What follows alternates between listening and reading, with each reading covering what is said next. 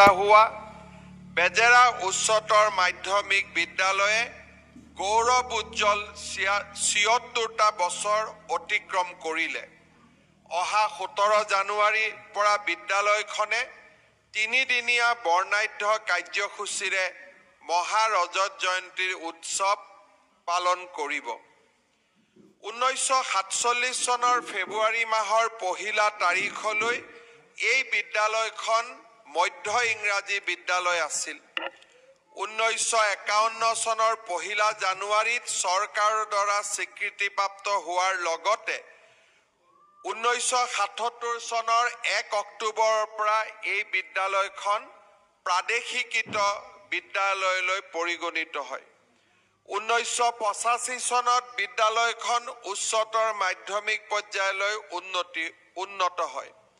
২০১৮ চনত বেজেৰা ছোৱালী হাইস্কুল, পশ্চিম বেজেৰা প্ৰাথমিক বিদ্যালয়খনো বেজেৰা উচ্চতৰ মাধ্যমিক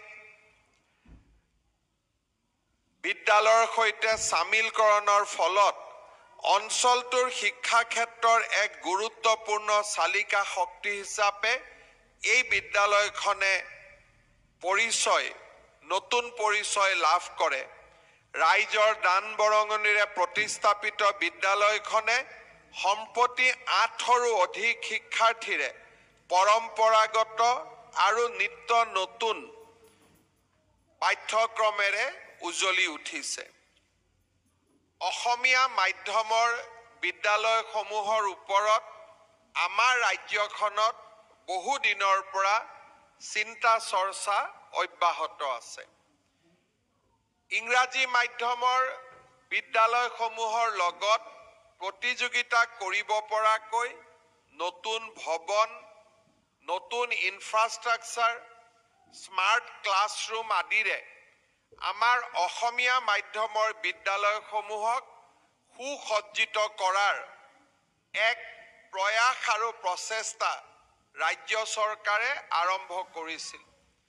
২০২৩ চনৰ ১৫ আগষ্টত ৰাষ্ট্ৰীয় পতাকা উত্তোলন কৰি মুখ্যমন্ত্ৰী হিচাপে মই ঘোষণা কৰিছিলোঁ যে ৰাজ্যৰ ৫০০খন উচ্চ আৰু উচ্চতৰ মাধ্যমিক বিদ্যালয়ক ৮ কোটিৰ পৰা ১০ কোটি টকাকৈ অৰিহণা বা অনুদান আগবঢ়াই আমি অসমৰ ৫০০খন উচ্চ আৰু উচ্চতৰ মাধ্যমিক বিদ্যালয়ক ডন বস্কো আৰু ছেইণ্ট মেৰী স্কুলৰ লগত সমানে প্ৰতিযোগিতা কৰিব পৰাকৈ আধুনিক বিদ্যালয় নিৰ্মাণ কৰি আমি এটা নতুন জ্ঞান আৰু প্ৰজ্ঞাৰ আলোকৰ যাত্ৰা আৰম্ভ কৰিম।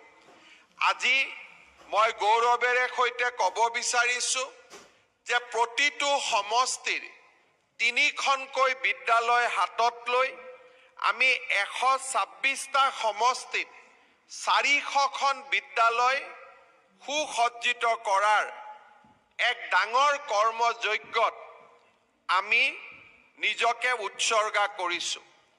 জালুকবাৰী সমষ্টিটো আমি সেই ধৰণে কেইবাখনো বিদ্যালয়ক সুন্দৰ কৰাৰ প্ৰচেষ্টা হাতত লৈছিলোঁ। চন্দ্ৰমোহন পাটোৱাৰী ডাঙৰীয়াই অলপ আগতে মোক তেখেতে কৈ আছিলে যে ৮৫ চনৰ সময়ছোৱাত তেওঁ যেতিয়া চীন দেশ ভ্ৰমণ কৰিবলৈ গৈছিলে এই ধৰণৰ তাতে হাইস্কুল আৰু হায়াৰ ছেকেণ্ডেৰী স্কুলৰ বিদ্যালয় দেখিছিলে আৰু সেই সময়ত আমি ১,৫০,০০০, ১.৫ লাখ, ২ লাখ টকাৰ অনুদানেৰে একোখন বিদ্যালয়ৰ লগত একোটা ক্লাছৰুম সংযোজন কৰি বিদ্যালয়খনৰ চৌহদবিলাকৰ নান্দনিক দৃশ্যবিলাকো আমি নষ্ট কৰি পেলাইছিলোঁ আৰু বিদ্যালয়সমূহত বিজ্ঞানসন্মতভাৱে কিবা এটা কৰাৰ যি পৰিৱেশ সেই পৰিৱেশো আমি নষ্ট কৰি পেলাইছিলোঁ। আজি মই গৌৰৱ অনুভৱ কৰোঁ যে ৫০০খন বিদ্যালয় সুসজ্জিত কৰাৰ যি প্ৰচেষ্টা আছিল সেই প্ৰচেষ্টাৰ প্ৰথম ফল আজি আমি বেজেৰা উচ্চতৰ মাধ্যমিক বিদ্যালয়ত দেখা পাইছোঁ। আজিৰ দিনটো বেজেৰা ৰাইজৰ বাবে যি ধৰণে গৌৰৱৰ দিন সেই ধৰণে মোৰ বাবেও ব্যক্তিগতভাৱে গৌৰৱৰ দিন আৰু ১.৫ বছৰৰ ভিতৰত অসমত আমি ৫-৬খন এনেকুৱা বিদ্যালয় দেখা পাম আৰু ভগৱানে কৰিলে অহা ৫ বছৰৰ ভিতৰত ৫,০০০ এনেকুৱা বিদ্যালয় আমি দেখা পাম। অহা বছৰটোত আমি অসমত আৰু ৫-৬খন নতুনকৈ এনেধৰণৰ উচ্চতৰ মাধ্যমিক আৰু উচ্চ মাধ্যমিক বিদ্যালয় নিৰ্মাণৰ প্ৰচেষ্টা লৈছোঁ আৰু যিসকলে ঘৰত বহি অসমীয়া মাধ্যম বিদ্যালয়ৰ উন্নতিৰ স্বপ্ন দেখে, যিসকলে নিজৰ ল'ৰা-ছোৱালীক ইংৰাজী মাধ্যমৰ বিদ্যালয়ত নামভৰ্তি কৰোৱাই অসমীয়া মাধ্যম বিদ্যালয়ৰ উন্নয়নৰ সপোন দেখে, সেইসকল ব্যক্তিক মই অনুৰোধ কৰিম যে কি ধৰণে আমাৰ জননী জন্মভূমি অসমত অসমীয়া ভাষাৰ বিদ্যালয়ৰ উন্নয়নৰ বাবে এক নতুন কৰ্মযজ্ঞ আৰম্ভ হৈছে, তাক বেজেৰা উচ্চতৰ মাধ্যমিক বিদ্যালয়ত আহি আজি আমি সকলোৱে প্ৰত্যক্ষ কৰিব পাৰোঁ। আমাৰ অসমীয়া মাধ্যমৰ বিদ্যালয়সমূহৰ লগে লগে মই সকলো অঞ্চলতে ইংৰাজী আৰু ইংৰাজীৰ লগত জড়িত বিজ্ঞান, কম্পিউটাৰ আদিৰ লগতো সমানে আগবাঢ়ি যোৱাৰ বাবে আমাৰ যুৱ প্ৰজন্মক আমি উৎসাহিত কৰিছোঁ। যোৱা কেইদিনমান আগতে ৰংমহল হাইস্কুলখন আমি সুন্দৰ কৰি নিৰ্মাণ কৰিছিলোঁ আৰু ৰাইজক আমি দুটা বিকল্প দিছিলোঁ যে আপোনালোকে ইংৰাজী আদৰ্শ বিদ্যালয়তো পঢ়িব পাৰে, যি নেকি চৰকাৰে পৰিচালনা কৰিব, আৰু লগতে অসমীয়া বিদ্যালয়খনতো পঢ়িব পাৰিব। আজি মোৰ দৃষ্টিত দুইখন বিদ্যালয়ৰ সুন্দৰ ভৱন হোৱাৰ কাৰণে আমাৰ অসমীয়া মাধ্যম বিদ্যালয়খনত এজনো ছাত্ৰ কমি যোৱা নাই আৰু দুইখন বিদ্যালয়ে সমানে সুন্দৰ কৰি গঢ় লৈ উঠিছে। মই পুনৰ এবাৰ আমাৰ ৰাইজক মই আকৌ এবাৰ অভিনন্দন জনাইছোঁ।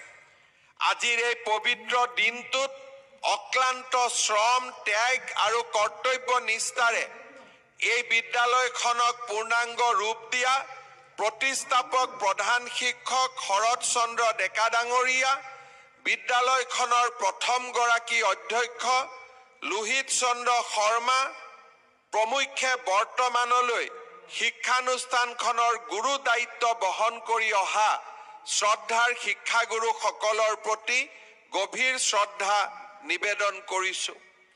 আমাৰ শিক্ষানুষ্ঠানসমূহ 4টা স্তম্ভৰ ওপৰত নিৰ্মিত হয়।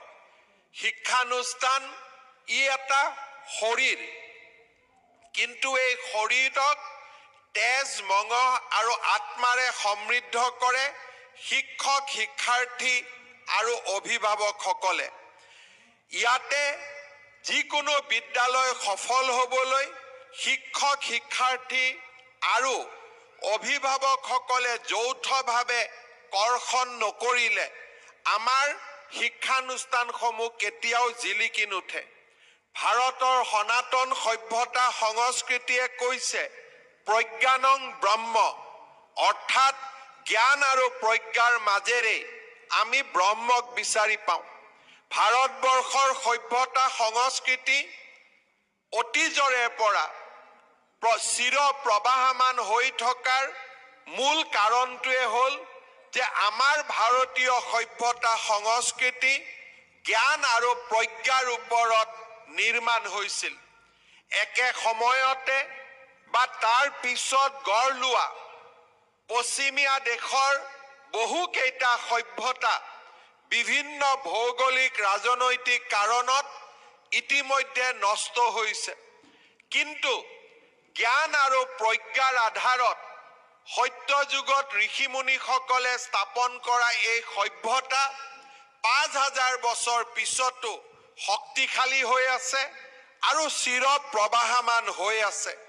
আৰু সেইবাবেই আমাৰ এই সভ্যতাক আমি স্থায়ী সভ্যতা বুলি ক'ব পাৰোঁ।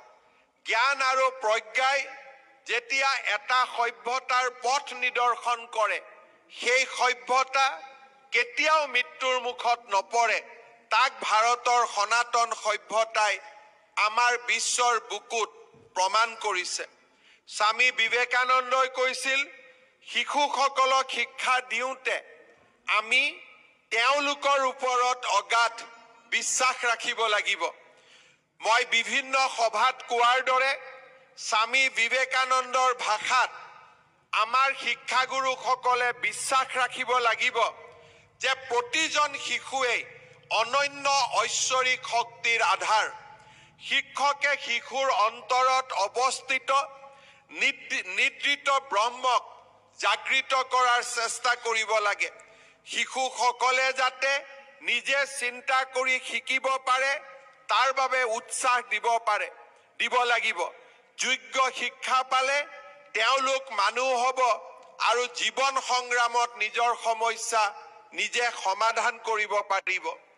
আমাৰ ভাৰতীয় সভ্যতাই বিশ্বাস কৰে যে প্ৰতিজন ব্যক্তিৰ শৰীৰ আৰু আত্মাত এক অনন্য শক্তি লুকাই আছে। সেই শক্তিক সমুদ্ৰ মন্থনত যেনেকে দেৱতাই অমৃতৰ সন্ধান কৰিছিল, আমাৰ শিক্ষাগুৰুসকলেও প্ৰতিজন শিশুৰ অন্তৰত লুকাই থকা সেই ঐশ্বৰিক শক্তিৰ এক অনুসন্ধানত নিজকে ব্ৰতী কৰিব লাগে। আজি যদি আমি পৃথিৱীৰ চাৰিওফালে আমি যাক সফল বুলি কওঁ, সফল বৈজ্ঞানিক, সফল সাহিত্যিক, সফল অভিযন্তা, সফল চিকিৎসক, আমি যদি গোটেইবিলাকক চাবলৈ যাওঁ তেতিয়াহ'লে আমি দেখা পাম যে প্ৰত্যেকজন এনে মহতো মহীয়ান ব্যক্তিৰ জন্ম সাধাৰণ পৰিয়ালত হৈছিল। আমি পৃথিৱীৰ যদি চাৰিওফালে চাওঁ এনে কোনো অসাধাৰণ ব্যক্তিক আমি দেখা নাপাম যাৰ জন্ম সাধাৰণ পৰিয়ালত হোৱা নাছিল। যিসকলে অসাধাৰণ পৰিয়ালত জন্মে তেওঁলোকে কিমান দূৰলৈ আগুৱাব পাৰে সি সদায় বিতৰ্কত আবদ্ধ হৈ থাকে। কিন্তু যিসকল সন্তান অসাধাৰণ হ'ব বিচাৰে তেওঁলোকৰ জন্ম সদায়েই সাধাৰণ পৰিয়ালত, তাক আজি আমি বিশ্বৰ চাৰিওফালে চালে দেখা পাওঁ। আৰু সেইকাৰণেই মই শিক্ষকসকলক অনুৰোধ কৰিম, আমাৰ অভিভাৱকসকলক অনুৰোধ কৰিম যে কোনোবা দৰিদ্ৰ বা মধ্যবিত্ত সন্তানৰ বা মধ্যবিত্তৰ ঘৰত জন্ম লাভ কৰাৰ বাবেই তেওঁলোক যে অসাধাৰণ হ'ব নোৱাৰিব তাক আমি কোনেও সেই যুক্তি গ্ৰহণ কৰিব নালাগে। বৰঞ্চ যেতিয়াই এজন ছাত্ৰ আটাইতকৈ দৰিদ্ৰ ঘৰৰ পৰা আহে, মধ্যবিত্ত ঘৰৰ পৰা আহে, তেতিয়াই আমি অনুভৱ কৰিব লাগে যে এইজন ছাত্ৰ ছাত্ৰীৰ বুকুতেই অসীম বাহুৰ বল লুকাই আছে।